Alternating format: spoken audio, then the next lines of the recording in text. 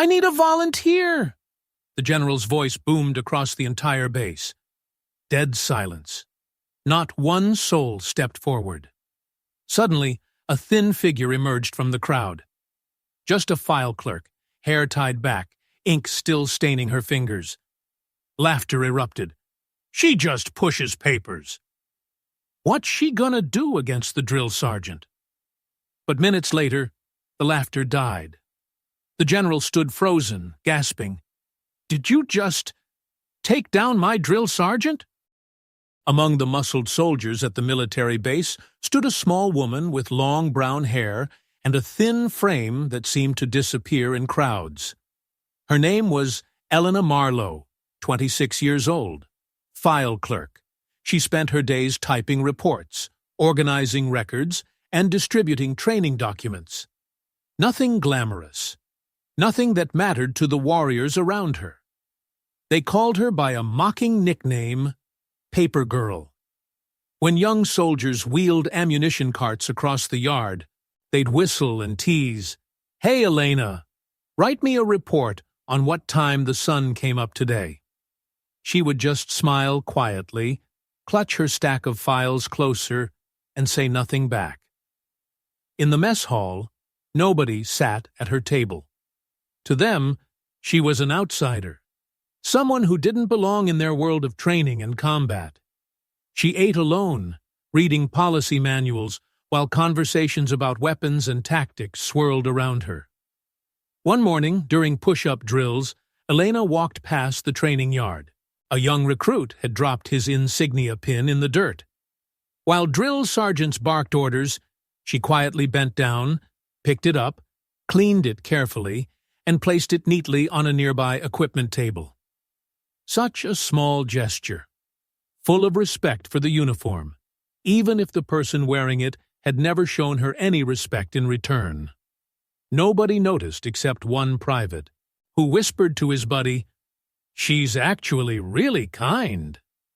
But kindness got lost in the noise of shouting and the sound of boots on gravel. Elena kept a small notebook in her desk drawer. Hidden away from curious eyes, she'd written something in tiny handwriting. "Never let them think you're just a shadow." The other clerks thought she was too quiet. The soldiers thought she was irrelevant. Even the officers barely acknowledged her existence when she delivered their daily briefings. But Elena had learned long ago that being underestimated could be a gift. It let you observe. It let you prepare. It let you become something more than anyone expected. Late at night, when the base grew quiet, Elena would walk the perimeter alone. Not for exercise, not for fresh air, but to think. To remember things she wasn't supposed to remember. To practice things she wasn't supposed to know. Her hands, stained with ink from endless paperwork, had once been trained for very different work. Work that required precision. Work that required strength. Work that required the ability to end conflicts quickly and efficiently. But that was another life, another identity. Now she was just Paper Girl, the invisible woman who kept the base running smoothly while real soldiers did real work. At least, that's what everyone believed. One Tuesday morning, the general made an unexpected appearance on the training grounds. He wanted to test the spirit of his troops, to see who had real courage when it mattered. "I need a volunteer!" His voice carried across the entire compound like thunder. Hundreds of soldiers stood in formation, every single one of them silent. They all knew what volunteer meant when the general was involved. It meant facing off against Sergeant Rodriguez, the most feared drill instructor on base. Rodriguez had never lost a sparring match. 6 feet 4 inches of pure muscle and military precision. He'd broken ribs, dislocated shoulders, and crushed the confidence of countless recruits who thought they were tough. Nobody wanted to volunteer for that kind of punishment. Elena had been walking past with a stack of training schedules when the general's voice stopped her. She looked at the sea of silent soldiers. All these brave men and women, frozen by fear.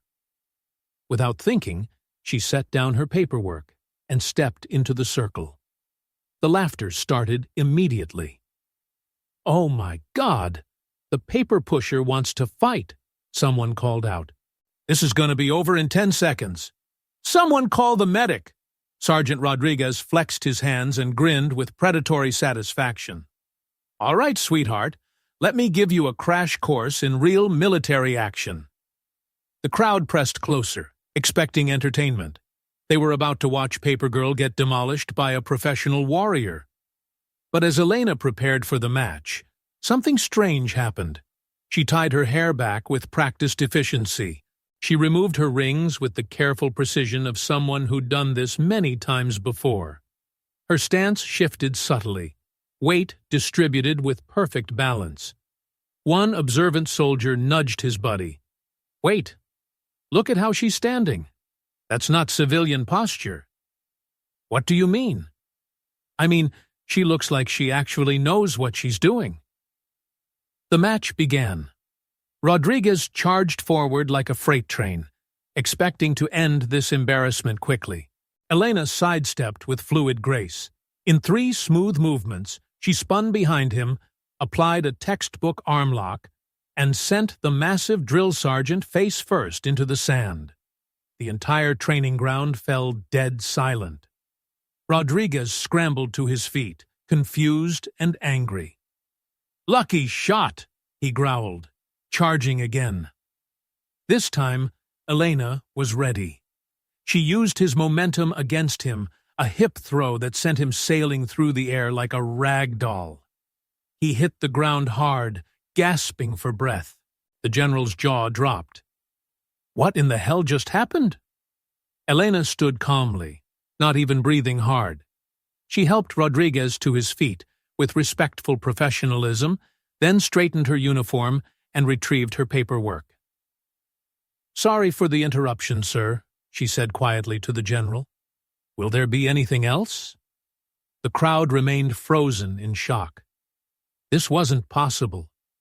Paper Girl had just destroyed their most feared drill instructor. Twice.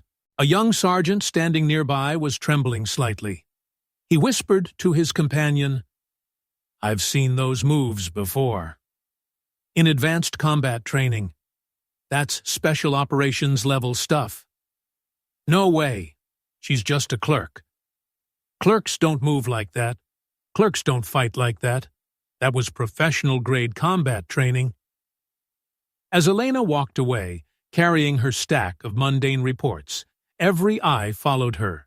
The woman they'd dismissed as irrelevant had just demonstrated skills that most of them would never possess. Questions began spreading through the ranks like wildfire. Who was Elena Marlowe, really? Where had she learned to fight like that? And why was she pretending to be nothing more than a file clerk? The answers would change everything they thought they knew about the quiet woman with ink-stained fingers. The rumors spread through the base like lightning. Elena wasn't just a file clerk. She couldn't be. In the mess hall, conversations turned to whispers. "Did you see those moves?" Nobody learns that from typing reports. Maybe she took some self-defense classes? Self-defense? She threw Rodriguez like he weighed nothing. That takes years of professional training. A young intelligence officer named Marcus couldn't let it go. That night, he accessed the personnel database, digging deeper into Elena's background than the standard file review. What he found made his blood run cold. Hidden in classified archives, barely visible unless you knew exactly where to look, was a single entry. Elena Marlowe, former Special Operations Instructor, International Female Combat Training Division. Codename Spectre. The file was mostly redacted. Black lines covered most of the text. But Marcus could make out fragments. Classified mission failure, voluntary resignation, requested transfer to administrative duties. The next morning, Marcus approached his commanding officer. "Sir, We need to talk about Elena Marlowe. The file clerk? What about her? She's not just a file clerk, sir. She's Spectre. The officer's face went white. Everyone in Special Operations knew that name. Spectre was a legend. The woman who'd trained elite female operatives across 3 continents. The instructor who could disable armed combatants with her bare hands. The ghost who disappeared from active duty 5 years ago after a mission went sideways. That's impossible, the officer stammered. Spectre was declared KIA in Afghanistan. No, sir. She was declared missing. Big difference. Meanwhile, the general summoned Elena to his office. She entered with the same quiet professionalism she'd always shown, carrying a folder of routine paperwork. "Sit down," he said, studying her carefully. "Who are you, really?" Elena met his gaze without flinching. "I'm a file clerk, sir. I process documents and maintain records." "Cut the act. I've been in this military for 30 years. I know what I saw yesterday." Silence stretched between them like a taut wire. Finally, Elena spoke. "I'm here to serve, sir. Nothing more." "Spectre," the general said quietly. Elena's composure cracked for just a split second. A flicker of recognition, of pain, of memories she'd tried to bury under stacks of paperwork and mundane routine. "That name doesn't exist anymore," she whispered. "The hell it doesn't. You saved my life in Kandahar. Operation Ghost Wind. You pulled me out of that compound when everything went to hell." Elena's hands trembled slightly. "Sir, I think you have me confused with someone else. I never forget a face, especially the face of someone who carried me 12 miles through enemy territory with a bullet in her shoulder." The truth hung in the air between them like smoke. Outside the general's office, word was spreading through the ranks. Marcus had quietly shared what he'd discovered. The woman they'd mocked as Paper Girl was actually one of the most decorated special operations instructors in military history. That afternoon, during routine emergency drills, the alarm system activated. A simulated hostage situation. One soldier was playing the role of an uncontrolled hostile. While everyone else followed protocol and took cover, Elena moved like water. She flowed around the hostile, applied precise pressure points, and had him unconscious and secured in under 15 seconds. The general watched from the observation deck, slowly nodding his head. "We've been wrong about you. For years." During the evening ceremony honoring fallen soldiers, the general made an announcement that shocked the entire base. "Elena Marlowe is the person who saved my life during the Ghost Wind operation. She's the instructor who trained some of our finest operatives. She's been serving among us quietly, humbly, asking for nothing but the chance to continue serving her country." The applause started slowly, then built into a thunderous ovation. Elena stood at attention, tears she'd held back for 5 years, finally threatening to fall. The woman who'd been invisible had finally been seen. Not as Paper Girl, not as a file clerk, but as the warrior she'd always been, even when she was filing reports and organizing schedules. Respect wasn't just given, it was earned. And Elena had been earning it every day, one small act of service at a time. After that day, everything changed. The laughter stopped. The mocking nicknames disappeared.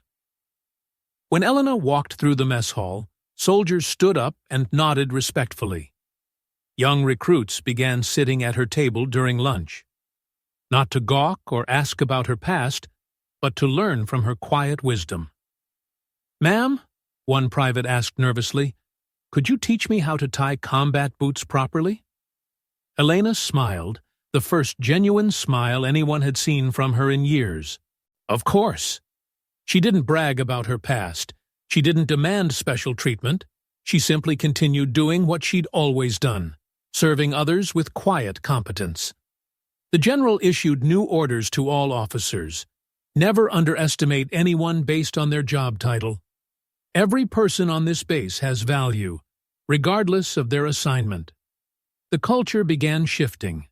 People started seeing each other as human beings first, rank and position second. The maintenance crew got the same respect as the combat units. The cooks were thanked for their service just like the pilots. Elena continued working in the administrative office, but now her presence carried different weight. When she walked past training exercises, drill sergeants would pause and nod. When she delivered reports to commanding officers, they listened to her observations about base operations. One evening, Elena sat at her desk, organizing files as always. A gentle breeze came through the open window. She looked up from her paperwork and whispered to herself, "I'm not a shadow anymore." A young soldier passing by heard her and stopped. "Ma'am, did you need something?" Elena looked at him.